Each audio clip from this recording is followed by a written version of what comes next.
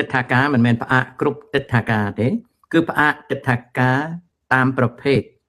ណារីឯទិដ្ឋាការខ្លះក៏អត់ផ្អាកដែរតែរឹតបន្តឹងឬក៏កាត់បន្ថយចំនួនចេញទិដ្ឋាការដូច្នេះសូមបងប្អូនជ្រាបម្ដងជាថ្មីម្ដងទៀតនៅថ្ងៃទី14ខែមករាឆ្នាំ2026នេះក្រសួងការបរទេសនៃសហរដ្ឋអាមេរិកបានបង្ហាញបាទក្រសួងការបរទេសនៃសហរដ្ឋអាមេរិកបានបង្ហាញឲ្យដឹងពីការចាប់ផ្ដើមផ្អាកចេញទិដ្ឋាការដែលសុពលភាពពីថ្ងៃទី21ខែមករាខាងមុខនេះតទៅនៅក្នុងចំណុចនៃការផ្អាកចេញទិដ្ឋាការចំពោះប្រទេសប្រមាណជា75ប្រទេសមិនមែនផ្អាកចេញទិដ្ឋាការគ្រប់សពទាំងអស់នោះទេគឺផ្អាកទៅលើប្រភេទទិដ្ឋាការមួយចំនួនតែប៉ុណ្ណោះដែលព័ត៌មានពិស្ដារនៅក្នុងគេហទំព័ររបស់ស្ថានទូតនៃសហរដ្ឋអាមេរិកប្រចាំប្រទេសនីមួយៗនិងគេហទំព័ររបស់ក្រសួងការបរទេសអាមេរិក The State Department នេះតាមដែលខ្ញុំបានប្រមូលព័ត៌មានចាប់តាំងពីថ្ងៃទី21ខែមករាខាងមុខនេះមានការផ្អាកចេញទិដ្ឋាការមួយចំនួនតាមប្រភេទដូចតទៅមានការផ្អាកចេញទិដ្ឋាការអណ្ដោប្រវេសន៍ណាផ្អាកចេញទិដ្ឋាការអណ្ដោប្រវេសន៍ដែលគេហៅថា Green Card Type Visas Processing គឺការចេញទិដ្ឋាការសម្រាប់មនុស្សចូលមកអាមេរិកតាមរយៈអណ្ដោប្រវេសន៍ដែលនឹងទទួលបាន Green Card គឺបានរស់នៅអចិន្ត្រៃយ៍នៅសហរដ្ឋអាមេរិកដូច្នេះគឺមានការផ្អាកបាទមានការផ្អាកដែលយោងទៅតាមគេហទំព័រនៃក្រសួងការបរទេសផ្នែកធ្វើដំណើរដាក់ថា Immigrant Visa Processing Updates for Nationalities at High Risk of Public Benefit Usage ដែលប្រែជាភាសាខ្មែរថាសេចក្តីប្រកាសស្តីអំពីការចេញទិដ្ឋាការអណ្ដោប្រវេសន៍សម្រាប់ជនជាតិមួយចំនួនដែលសហរដ្ឋអាមេរិកគិតថាមកកេងប្រវ័ញ្ចស៊ីលុយរដ្ឋមកកេងប្រវ័ញ្ចប្រយោជន៍រដ្ឋអាមេរិកអានឹងគេហៅ Public Benefit Usage នៅក្នុងគេហទំព័រនៃក្រសួងការបរទេសផ្នែកខាងធ្វើដំណើរបានអាប់ដេតថ្ងៃទី14មករាឆ្នាំ2026ដូចតទៅ President Trump has made clear លោកប្រធានាធិបតី Trump បានបញ្ជាក់ច្បាស់ that immigrants must be financially self-sufficient ជនអន្តោប្រវេសន៍ទាំងឡាយដែលចង់ចូលមកជ្រកកោននៅអាមេរិកត្រូវមានជំហរហិរញ្ញវត្ថុឯករាជ្យម្ចាស់ការ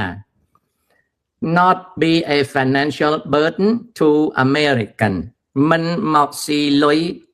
របស់ប្រជាជនអាមេរិកាំងទេមានន័យថាមិនមកពឹងផ្អែកលើការធានារ៉ាប់រងសុខភាពសេវាកម្មសង្គមកិច្ចនិងប្រាក់ឧបត្ថម្ភចំណីអាហារពរពោះក៏ដូចជាប្រាក់ឧបត្ថម្ភផ្ទះសម្បែងជាដើមនោះទេនិយាយភាសាសាមញ្ញថាកម្មវិធីរបស់សង្គមគិច្ចនៃសហរដ្ឋអាមេរិកមិនអនុញ្ញាតឲ្យជនអន្តោប្រវេសន៍ដែលមកជ្រកកោននៅអាមេរិកមកកេងប្រវ័ញ្ចស៊ីលុយអាមេរិកដូចមុនទេសូមបើកវងកញ្ចក់ប្រាប់ផងដែរថាតាមការពិតច្បាប់មានរួចទៅហើយណាតាមការពិតច្បាប់មានរួចទៅហើយគេឲ្យអ្នកធានាអះអាងរ៉ាប់រងលើបន្ទុកហិរញ្ញវត្ថុរបស់អ្នកដែលសុំទិដ្ឋាការក៏ប៉ុន្តែរយៈកាលកន្លងមកមានពួកដែលជាជនអន្តោប្រវេសន៍ហ្នឹងបានចូលមកអាមេរិកហើយកេងប្រវ័ញ្ចលើសេវាកម្មសង្គមគិច្ចនិងការឧបត្ថម្ភរបស់ប្រជាពលរដ្ឋអាមេរិកតាមរយៈសេវាកម្មសង្គមគិច្ចមានប្រាក់ឧបត្ថម្ភថ្លៃផ្ទះមានប្រាក់ឧបត្ថម្ភទឹកដោះគោកូនវីតាមីនឬក៏ថ្លៃពេទ្យឬក៏ ស្បៀងអាហារជាដើមដោយសារការកេងប្រវ័ញ្ចបែបនេះចាប់ពីថ្ងៃទី21ខាងមុខនេះនឹងផ្អាកការចេញទិដ្ឋាការដូច្នេះហើយ The Department of State ក្រសួងការបរទេស undergoing a full review នឹងចាប់ផ្ដើមសាលរើពេញលេញនៅគ្រប់នយោបាយនិងបែបបទលក្ខខណ្ឌដើម្បីនឹងបញ្ជាក់ឲ្យច្បាស់ថាជនដែលចង់អណ្ដោប្រវេសន៍ចូលមកស្រុកអាមេរិកមិនមកកេងប្រវ័ញ្ចប្រយោជន៍ពីអាមេរិកនៅពេលដែលខ្លួនជាជនអណ្ដោប្រវេសន៍ចាប់តាំងពីថ្ងៃទី21ខែមករាឆ្នាំ2026ក្រសួងការបរទេសនឹងផ្អាកគ្រប់ទិដ្ឋាការអន្តោប្រវេសន៍ទាំងអស់ទិដ្ឋាការអន្តោប្រវេសន៍ផ្អាកទិដ្ឋាការអន្តោប្រវេសន៍ទាំងអស់ចំពោះជនជាតិមកពីប្រទេសអាហ្គានីស្ថានអាល់បេនីអាល់ជេរីអាទីហ្គាបាប៊ូដាអាម៉ានីអាហ្សឺបៃចានបាហាម៉ាស់បង់ក្លាដេសបាបេដូសបេឡារុសបេឡៃស្ប៊ូថានបាស្នីនិងហេស៊ីកហ្គូវីនីប្រេស៊ីលប៊ឺម៉ាCambodia, Cameroon,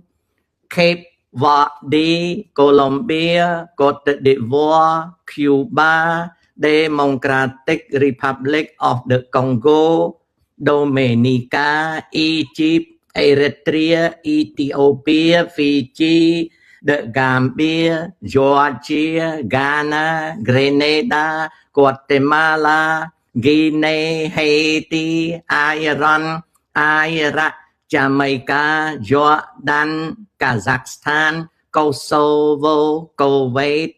Kyrgyz Republic, Laos,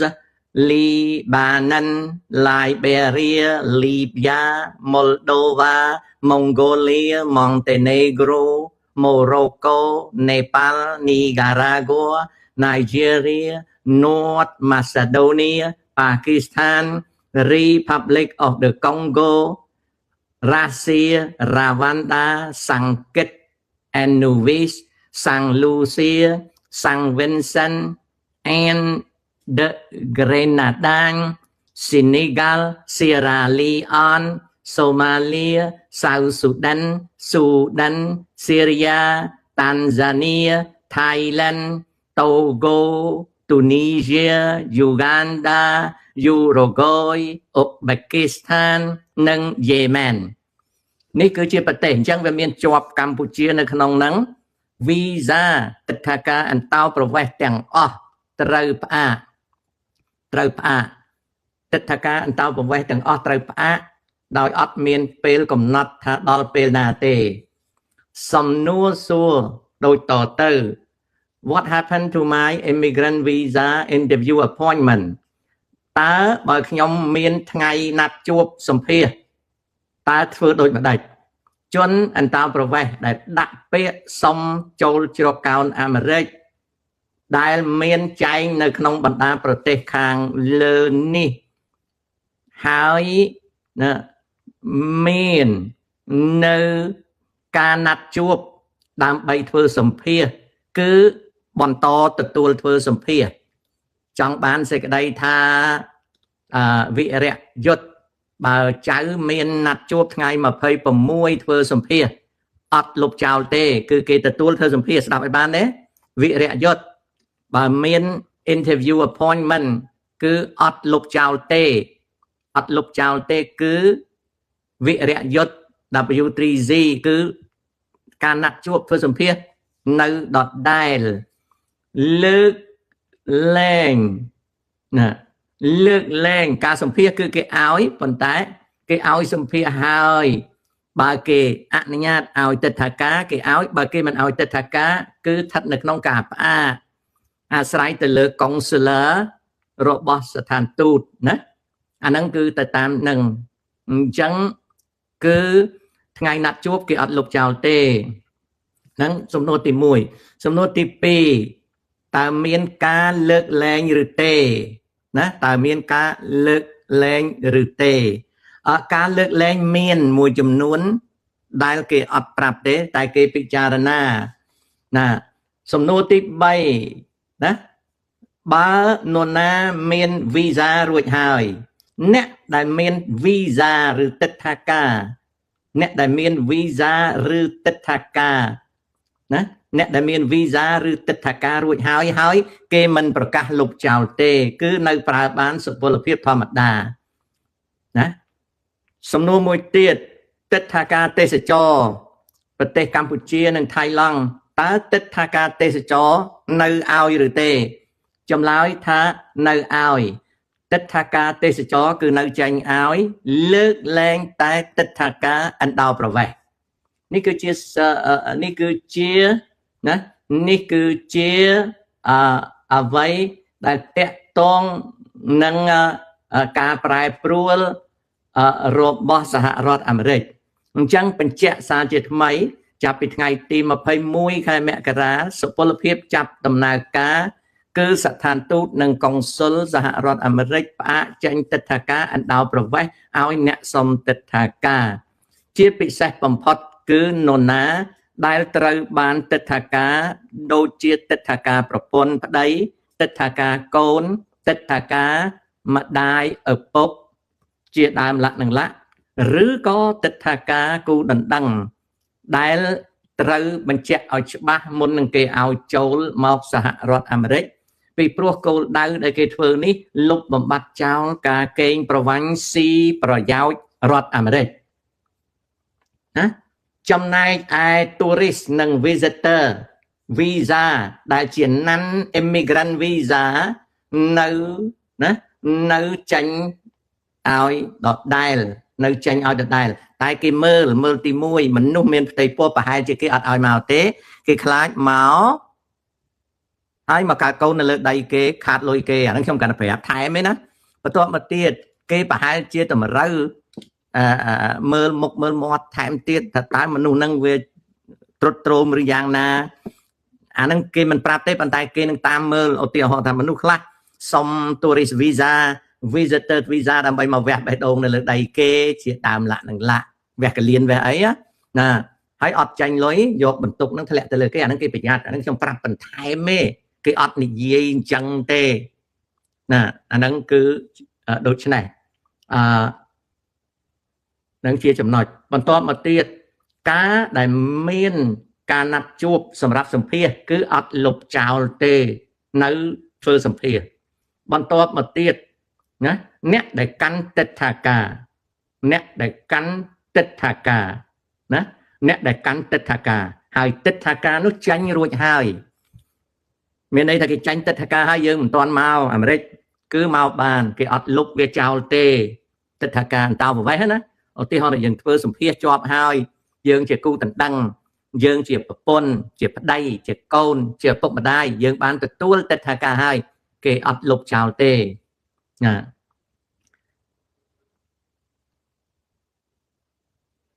សំណួរសួរទៀតថាតើពេលណាគេផ្អាកនឹងដល់ពេលណាទៅគេបើកវិញពេលវេលាផ្អាកអត់មានប្រាប់ថាពេលណាបើកវិញនៅឡើយទេណាពេលណាបើកវិញនៅឡើយទេណាអានោះគឺជាគឺជាលក្ខណៈហើយគឺជាលក្ខណៈអញ្ចឹងប្រទេសនៅជិតខាងកម្ពុជាជាប់នៅក្នុងការផ្អាកហ្នឹងប្រទេសឡាវជាប់នៅក្នុងការផ្អាកហ្នឹងប្រទេសថៃឡែនជាប់នៅក្នុងការផ្អាកហ្នឹងប្រទេសបឺម៉ាជាប់នៅក្នុងការផ្អាកហ្នឹងប្រទេសវៀតណាមអត់ជាប់ទេបញ្ជាក់ប្រទេសវៀតណាមអត់មានជាប់ទេណាប្រទេសវៀតណាមអត់មានជាប់ទេអូខេប្រទេសនៅក្នុងអាស៊ីប៉ែកអាគ្នេយ៍ខ្ញុំរកមើលសិនណាតើប្រទេសហ្វីលីពីនមានជាប់ទេប្រទេសហ្វីលីពីនអត់មានជាប់ទេហ្វីលីពីនអត់មានជាប់ទេ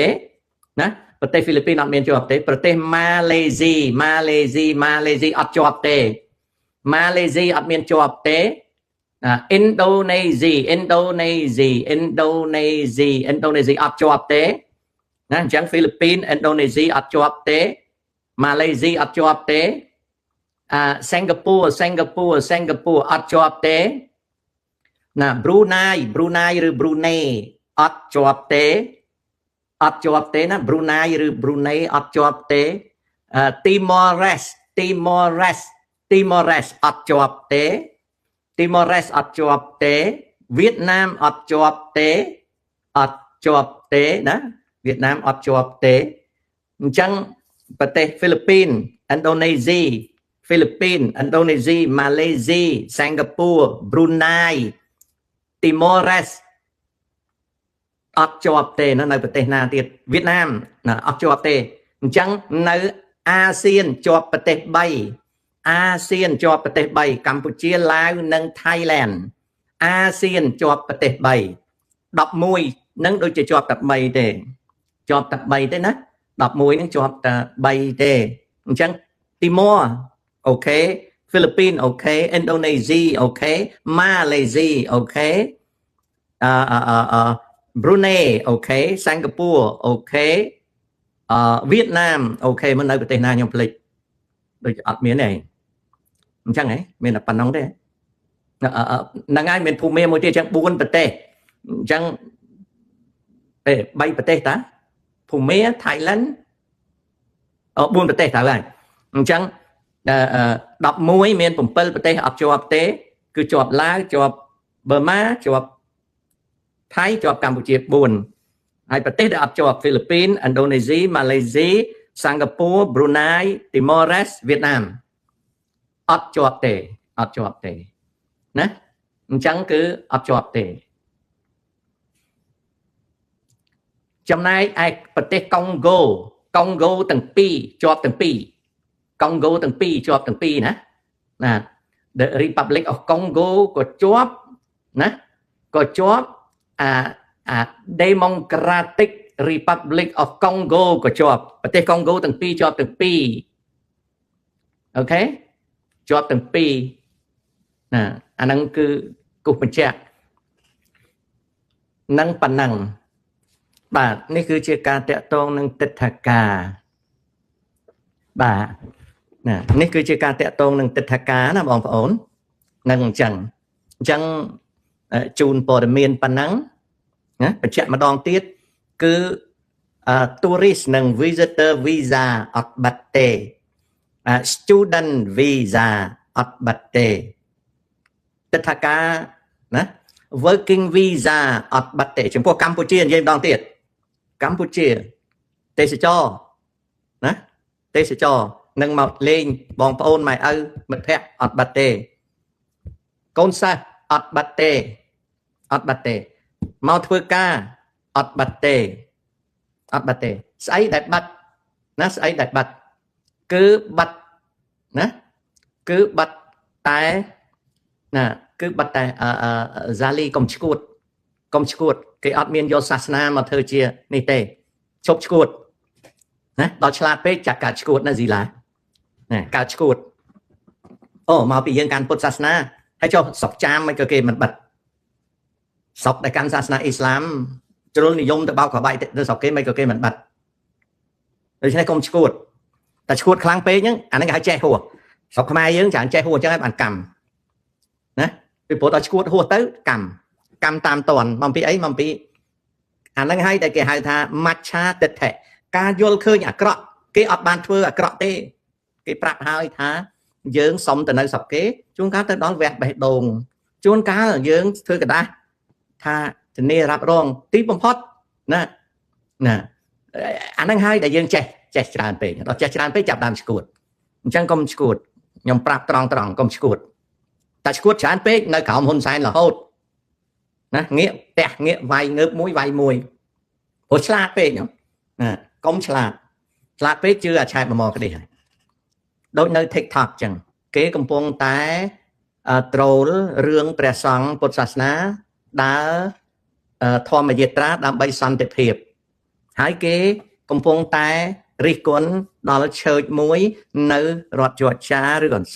Carolina ហ្នឹងដែលចេញមកតវ៉ាអានឹងវាជាការឃោសនាសាសនាមិនមែនជាការស្អប់ខ្ពើមទេប៉ុន្តែTikTok ហ្នឹងគេយកមក troll ណា TikTok នេះគេយកមក troll ណាអូខេ TikTok គេយកមក troll ដល់គេយកមក troll ទៅវាមានបញ្ហាវាមានបញ្ហាទៅយើងស្ដាប់ទៅដូចរឿងរ៉ាវធំតាមពិតវាអត់អញ្ចឹងទេ social media យើងប្រយ័ត្នមែនតើ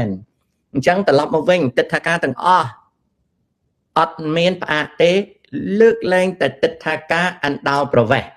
អញ្ចឹងខ្ញុំអាប់ដេតឲ្យបងប្អូនណាខ្ញុំអាប់ដេតឲ្យបងប្អូនណាខ្ញុំអាប់ដេតឲ្យបងប្អូនម្ដងទៀតខ្ញុំទៅសេឲ្យច្បាស់ណាខ្ញុំ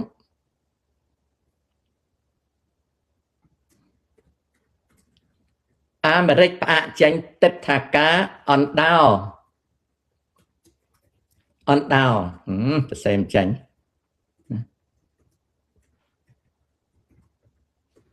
អណ្ដោលប្រវេសនៈណាដល់ណាកម្ពុជាដល់ខ្មែរនេះឲ្យច្បាស់ណាក្រៅពីនេះនៅដដែលអញ្ចឹងអាមេរិកផ្អាកចេញទិដ្ឋាការអណ្ដោលប្រវេសដល់ខ្មែរក្រៅពីនេះនៅដដែលអត់មានដូរទេក្រៅពីនេះនៅដដែលអត់មានដូរទេណា Jerry Ganable ប្រទេសទាំងអស់នៅអាមេរិកខាងត្បូងណាប្រទេសទាំងអស់នៅអាមេរិកខាងត្បូងសិទ្ធិកាន់សាសនាគ្រិស្តណាវាមិនដែលទៅគិត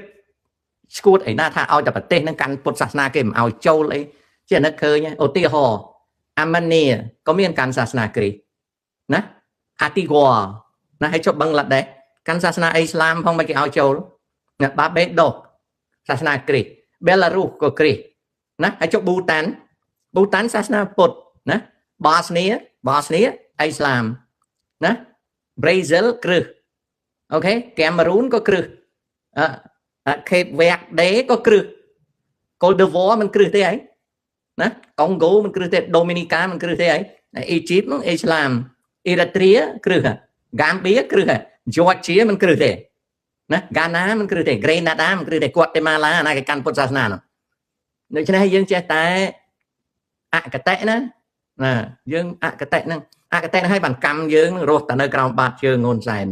គេជន់100មកអំពីយើងវាឆ្លាតហួសណាដូចខ្ញុំនៅស្រុកអាមេរិកអញ្ចឹងណានៅក្នុង TikTok គេបំផិតបំភ័យណាស់ណាគេ troll ពីព្រោះជាការឃោសនាគេបំផិតបំភ័យយើងស្ដាប់ឮត្រូវប្រយ័ត្នប្រយែងដើរទៅណាត្រូវមានpassport card នៅក្នុងកប៉ៅខ្លាចលោកគេច្រឡំយើងអីយើងមាន